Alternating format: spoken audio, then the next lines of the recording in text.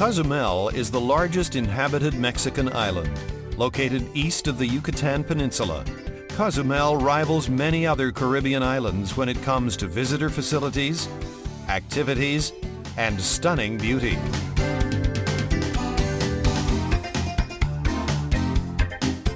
The westward side of Cozumel is calm and ideal for swimming or diving. The eastern side is more secluded, with very few people living there and little activity.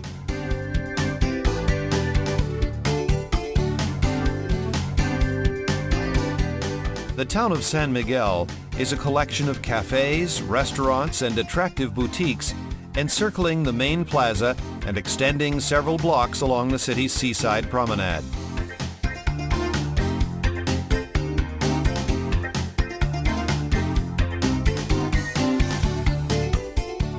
The island also has many Mayan ruins hidden in the jungles.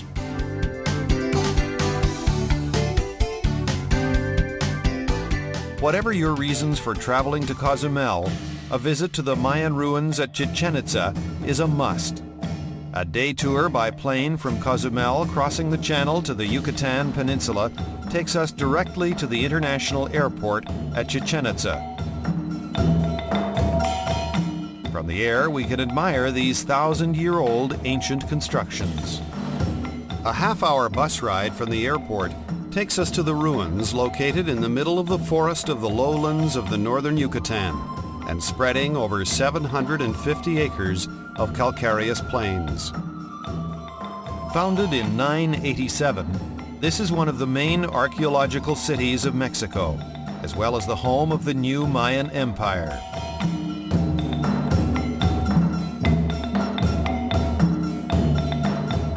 Chichen Itza reflects a glorious past of a ceremonial center where the daily life of a civilization was conducted.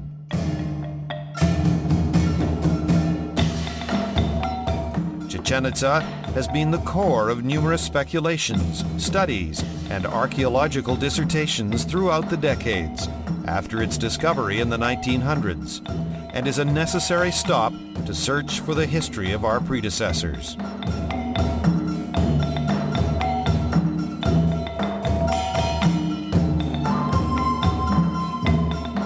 Today, it remains as one of the best preserved ruins of the Mayan culture, where they founded a suitable home for the veneration of the rain and water, trees and caves, together with their ancient gods, the sun, moon, death, and heaven.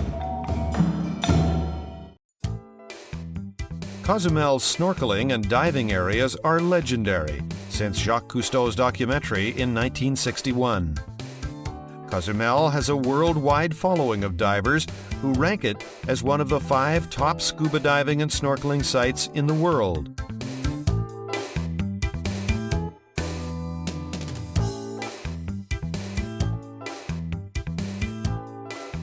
There are over 100 dive operators on the island, ranging from the very modest to the most luxurious.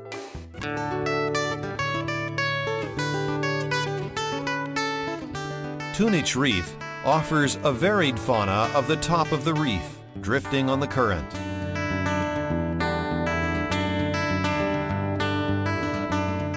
A couple of gray angelfish,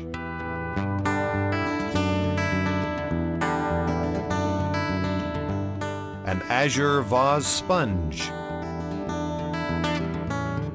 a large barracuda about 2 feet long swims away after satisfying its curiosity.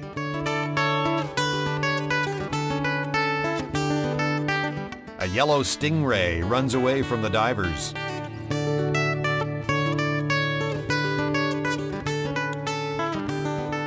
A school of sailor's choice drifts away from the crevice.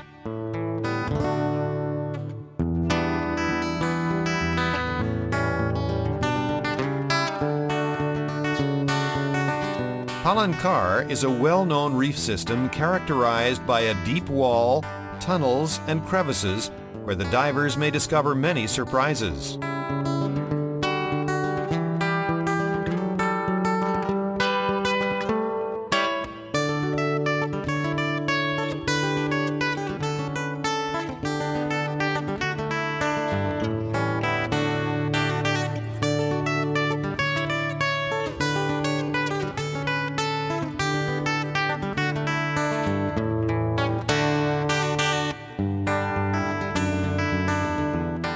hawksbill turtle quietly swims over the pinnacles.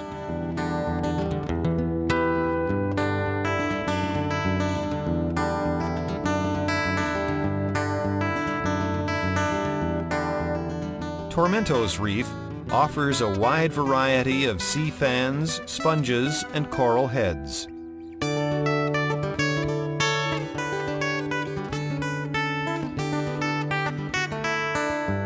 Night dives in Cozumel are special, and Paradise Reef lives up to its reputation. A giant clinging crab feeds on a sponge. A common octopus shows us how to hide in small crevices.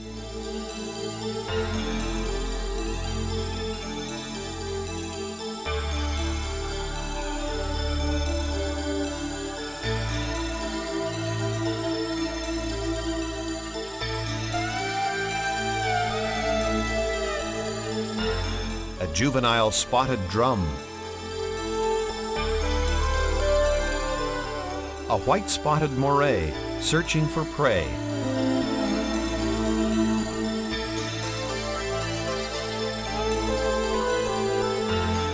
An endemic species, the Cozumel splendid toadfish.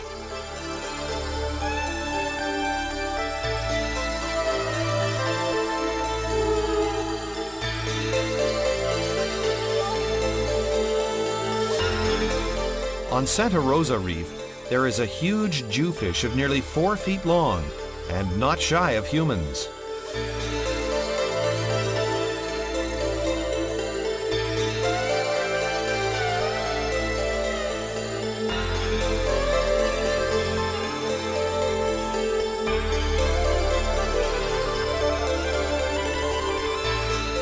An immense rainbow parrotfish, almost 3 feet long.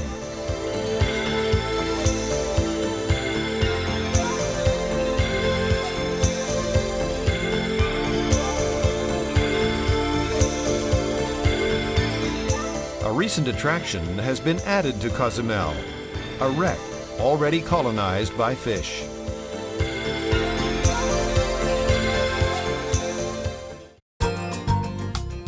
The Caymans are a group of 3 tiny islands located 200 miles south of Cuba. Its walls are among the most famous attractions for divers. Grand Cayman is the largest of the islands. Georgetown, its capital city, is one of the leading commercial centers in the Caribbean.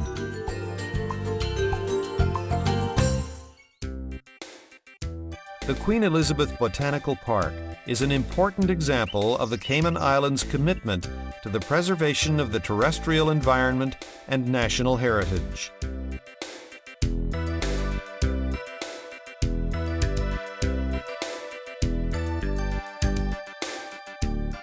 The park is a botanical showcase which displays the variety of habitats, indigenous plants, and fauna found in the Cayman Islands.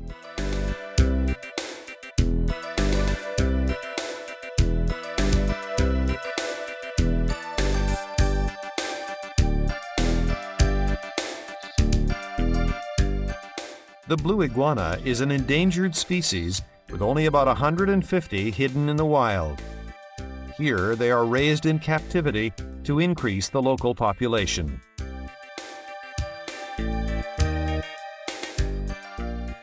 The endemic parrot can be seen in the trees.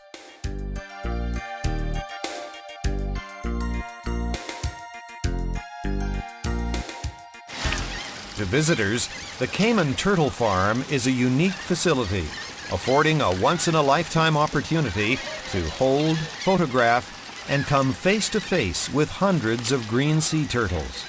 But for the people of the Cayman Islands, the facility has boosted the dwindling turtle populations in the open seas surrounding all 3 of their islands.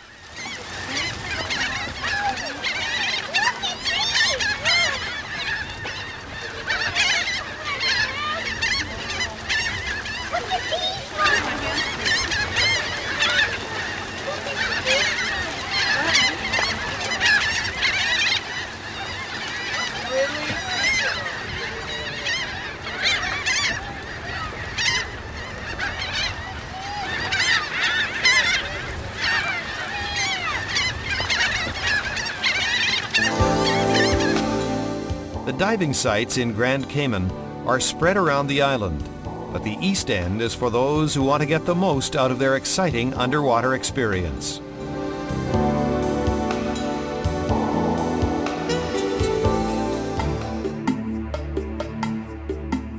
The most compelling attraction of the East End may be its spectacular drop-offs or wall dives with mammoth caverns, pinnacles, tunnels, and chutes opening onto the walls.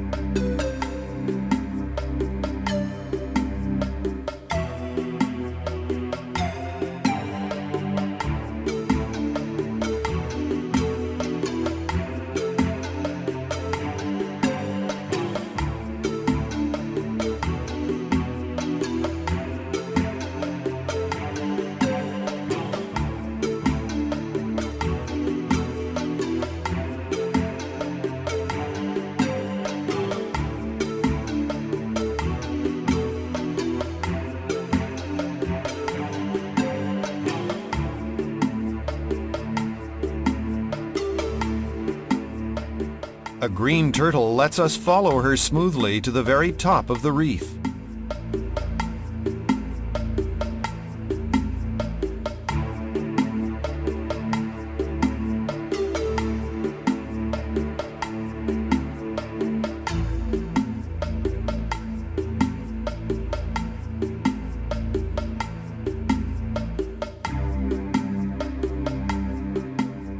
A giant barrel sponge.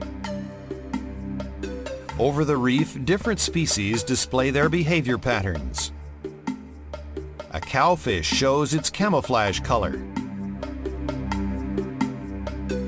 A queen triggerfish grazing. A dangerous scorpionfish. A porkfish runs away from the divers.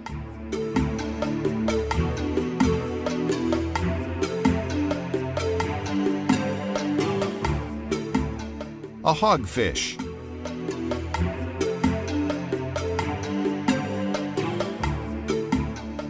A tiger grouper.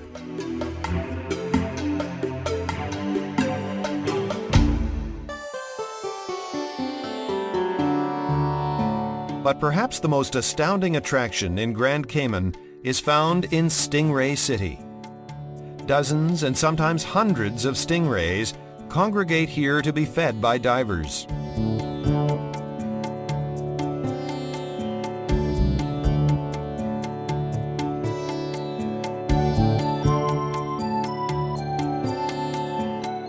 Although still controversial and a matter of discussion among scientists, the spectacle of feeding wild animals continues to be one of the greatest attractions all over the world.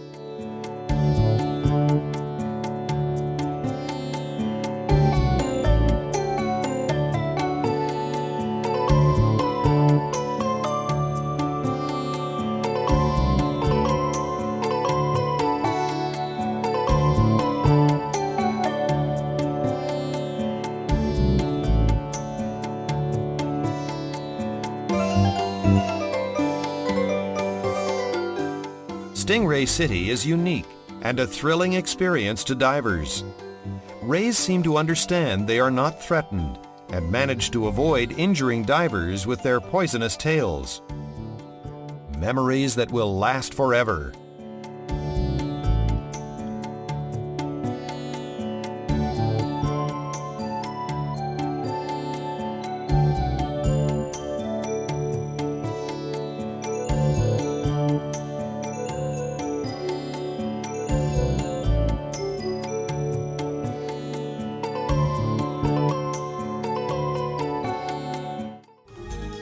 The The Bahamas consist of 700 islands in the northern Caribbean, starting just 50 miles east of Florida.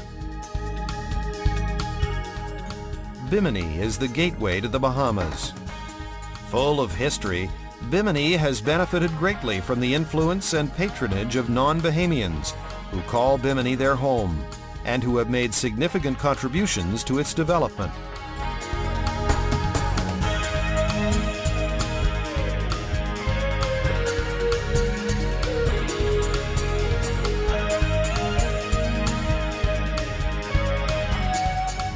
The variety of diving sites and the countless diving adventures that are possible in the Bahamas make it hard to choose a site for the first time.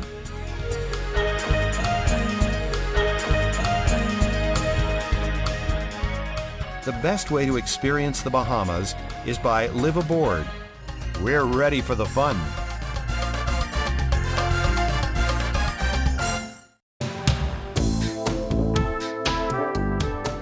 The first experience, Indian Cay Reef.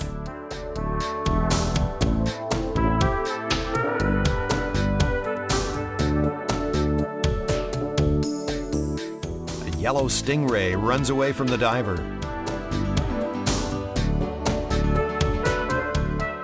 A French angelfish feeds on algae.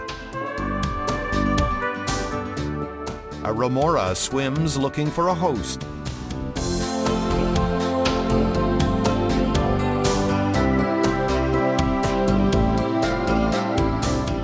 The night is a different landscape with the lights showing all the colors of the reef.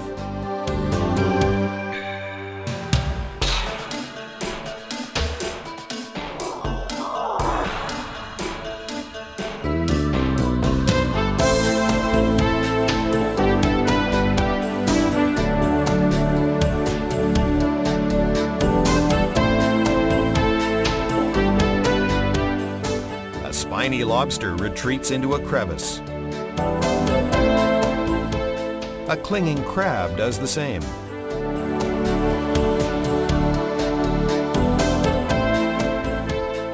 A shrimp burrows into the sand.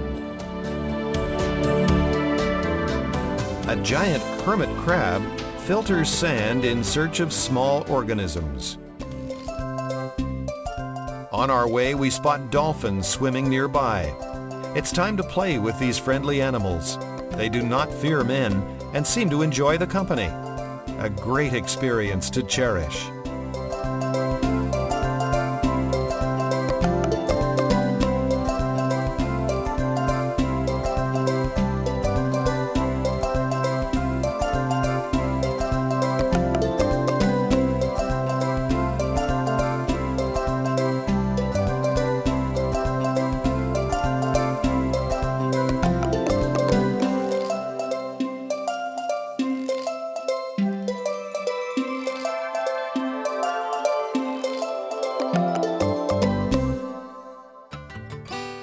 White Sand Ridge Reef, a kaleidoscope of colors and beauty.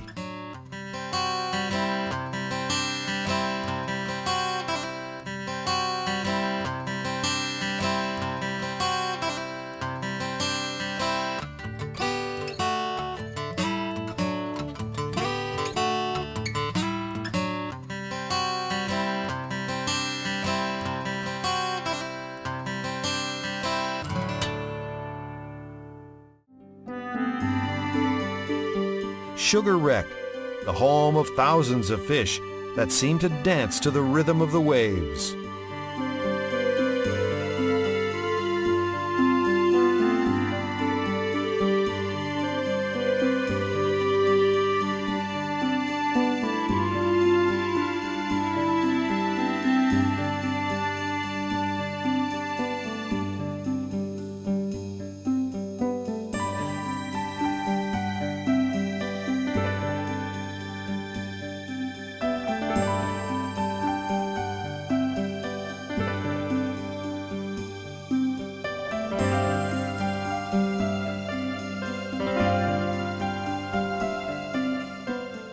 A spotted filefish watches us with curiosity.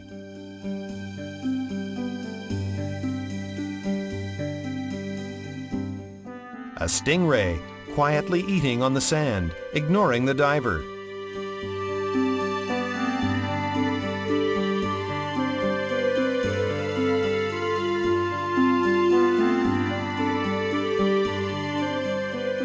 At night, the wreck is the refuge of many animals, especially the loggerhead turtles.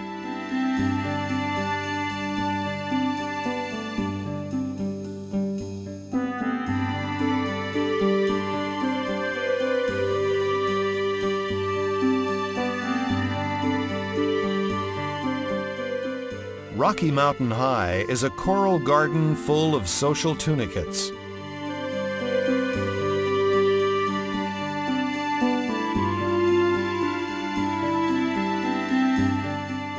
A social feather duster. A miniature coral city.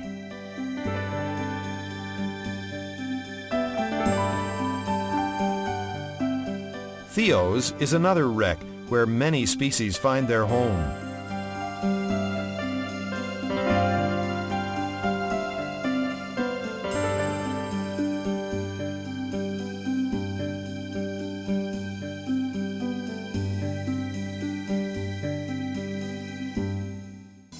And to bring this adventure to a fitting close, the thrilling experience of diving with reef sharks.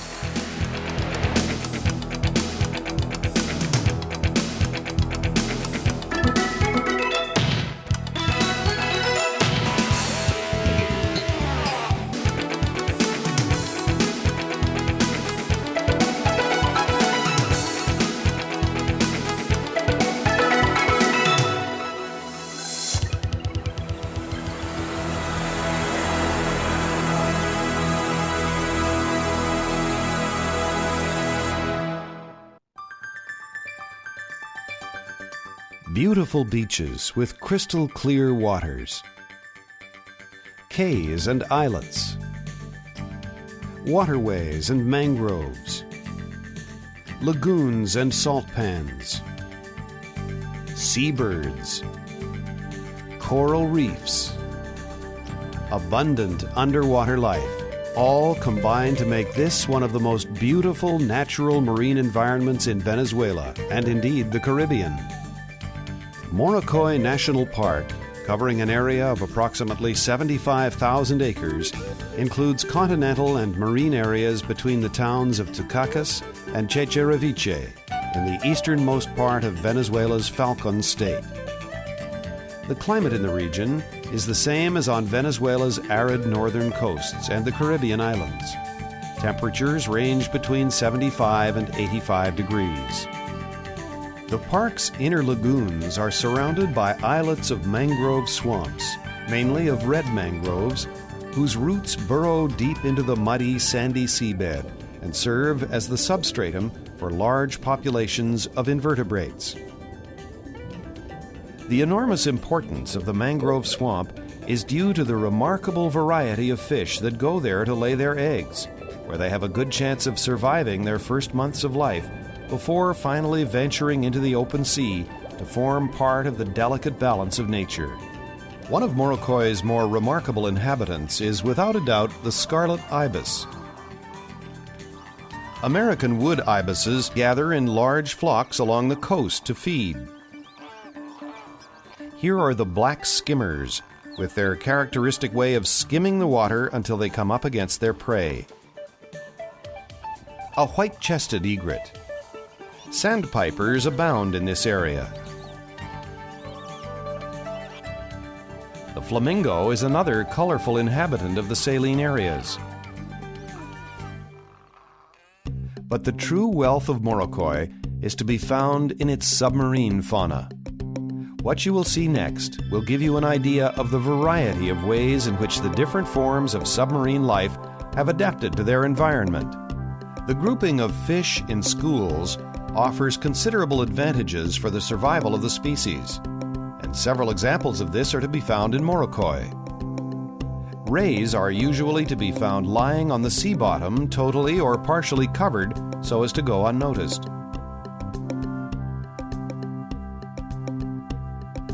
The The pattern of the pigmentation on some groupers enables them to pass close to their predators unobserved.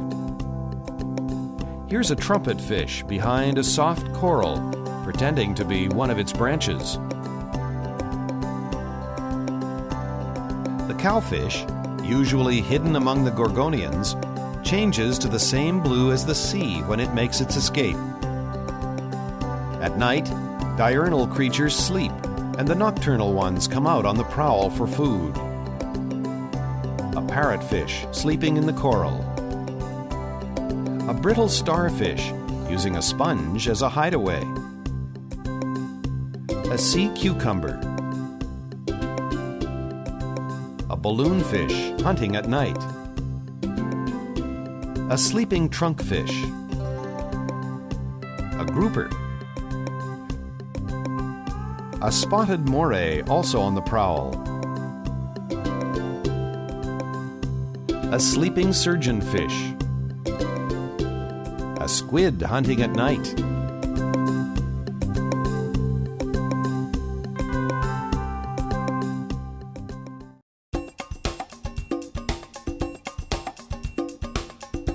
Bonaire is located 50 miles north of Venezuela and 30 miles east of Curaçao.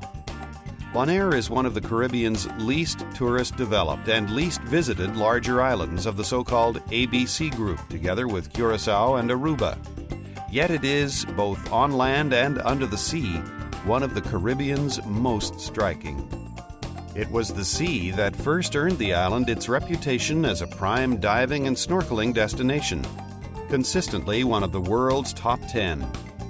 One reason for this is that Bonaire, surrounded by fringing reefs, hosts abundant, excellent reef diving spots that are accessible a few feet from the shore. Clear water provides visibility of 100 feet year-round, and the islanders and government are extremely sensitive to the fragility of the environment, which has produced Bonaire's most unique advantage, the Bonaire Marine Park. The park completely surrounds the island.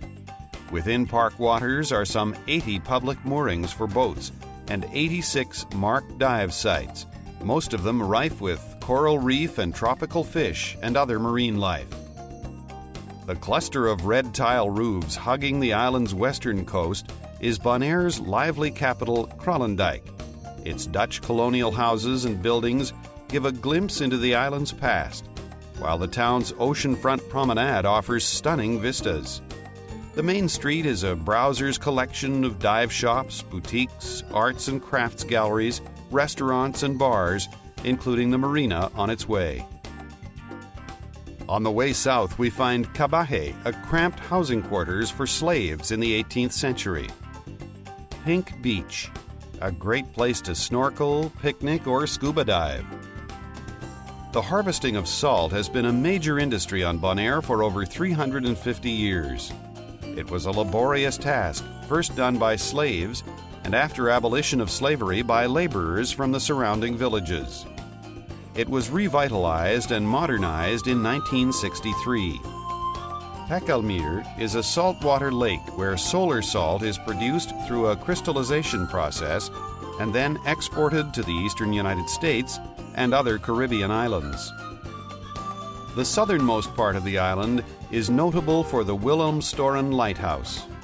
Now out of use, it remains as one of the icons of the island. Crossing east, there is Lac Bay, a paradise for surfers. On the east coast, we find Onaima, where the island's Kaikatio inhabitants use the cave system as both shelter and artist's canvas. The red-stained petroglyphs that adorn its walls remain undeciphered, offering visitors a glimpse of ancient Bonaire as mysterious as it is beautiful.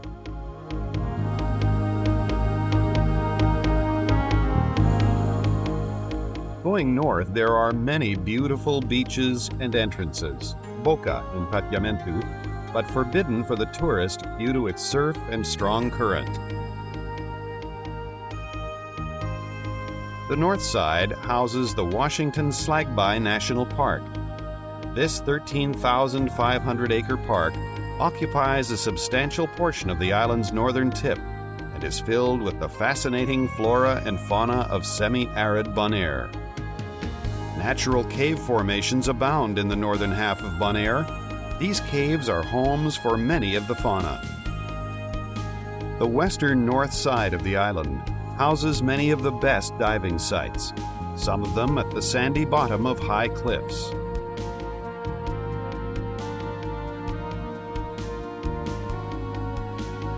In front of Kralendijk, La Machaca is a good place to start. There's a boat wreck that houses a big grouper that has made the boat his den.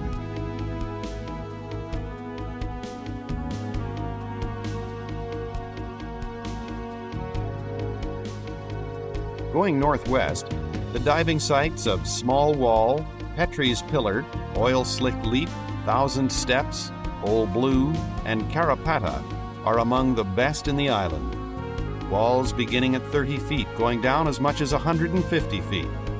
Great and healthy reefs, many invertebrates and fishes make the dives outstanding.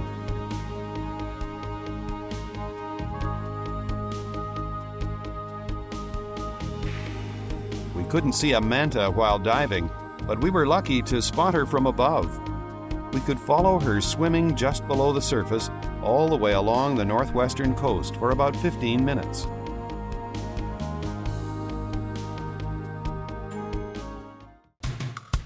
On the north side, Nucove, Boca Slagbai, Playa Funchi, and Boca Bartol are less protected areas from the island with sometimes a little rough seas, but with the chance to find some pelagics and big fish.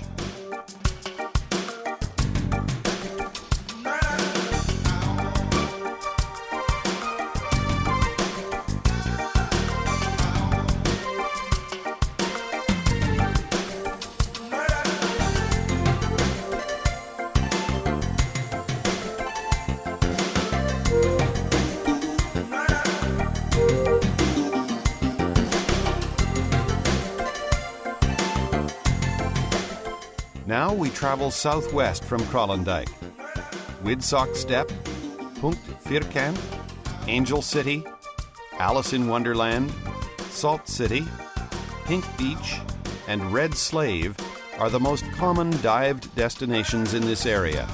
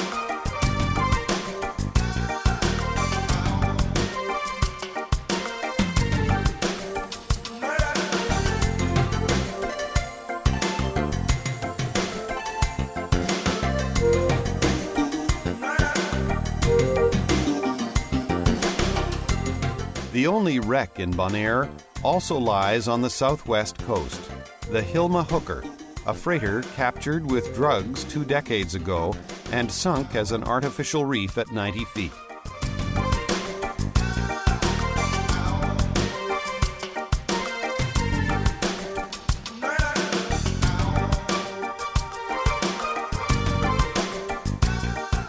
Just downtown, there's an outstanding dive site, the Town Pier, perhaps the best night dive site in the world.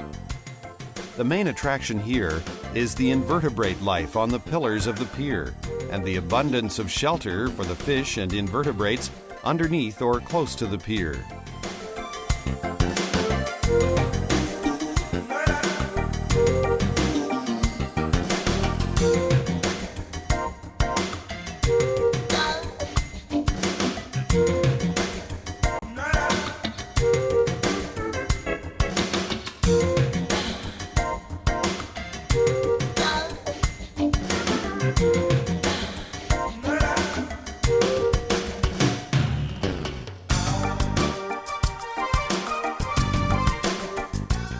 don't wish to dive at night, the Samur sailboat party experience at sunset is a must. Los Roques harbors all marine and submarine ecosystems under the protection of a national park, which is the oldest in the Caribbean. White sandy beaches with emerald and turquoise crystal clear waters, hundreds of islands and keys, healthy reefs, and a great marine biodiversity. Los Roques has it all. The conditions of the sea and the climate of the archipelago are the same all year round and make Los Roques one of the most sought-after places for an unforgettable vacation. And it is located out of the area of the hurricanes in the Caribbean.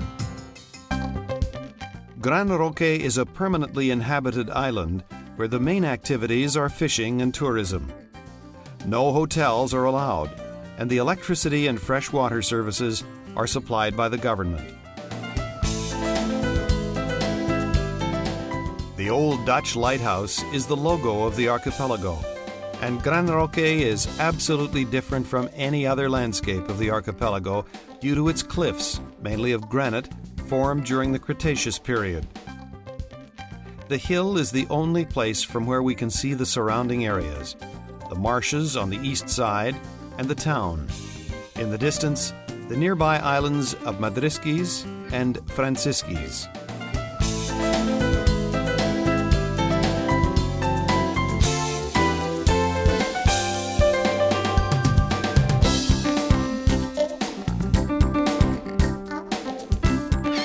The beaches are always full of marine birds, constantly on the lookout for a free meal captured by others, whether they be fishermen or other birds.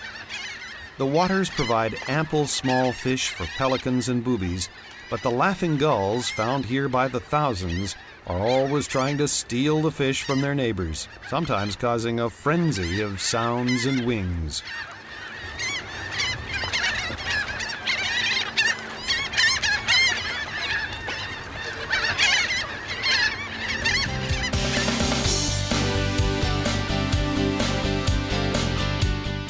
Scuba diving in the South Barrier Reef is an experience hard to explain to others. You have to experience it yourself. The prestigious Rodale Scuba Diving magazine wrote in one of its articles, "The reefs are healthy and in sheer numbers and diversity of fish, Los Roques looks more like an Indo-Pacific reef than a Caribbean one."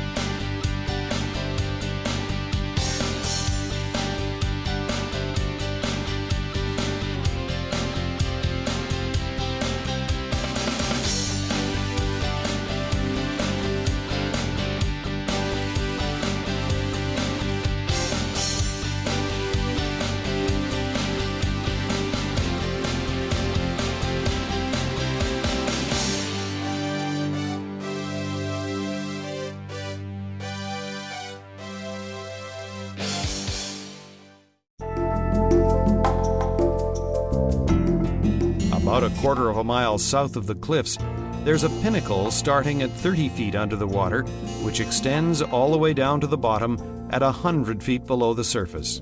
Its waters are always full of fish, with many invertebrates in the crevices. A spotted moray in its den, a common octopus, a black crinoid, a spiny lobster.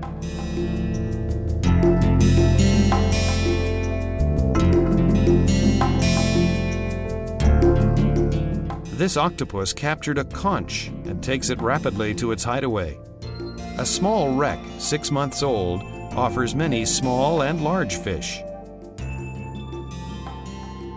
A seahorse.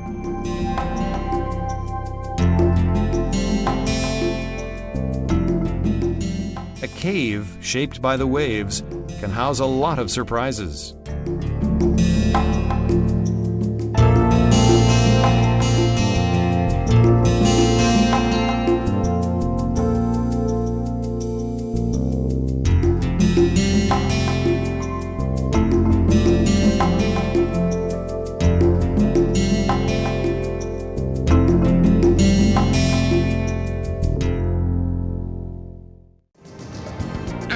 For the conservation of all these wonders, the National Parks Institute has designated special zones where visitors are allowed only for scientific purposes.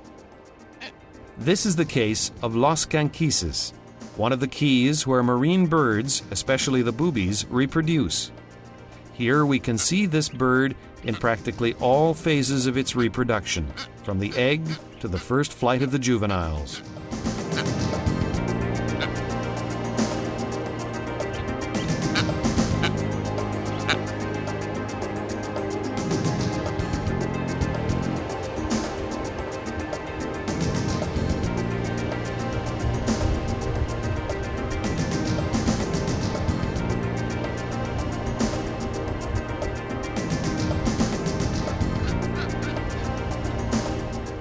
There is also a small flock of American flamingos. In the southeast, in Boca de Bobos, Boobies area, the adults and juveniles find shelter in the mangrove forests and easy food in the rich waters of this protected area.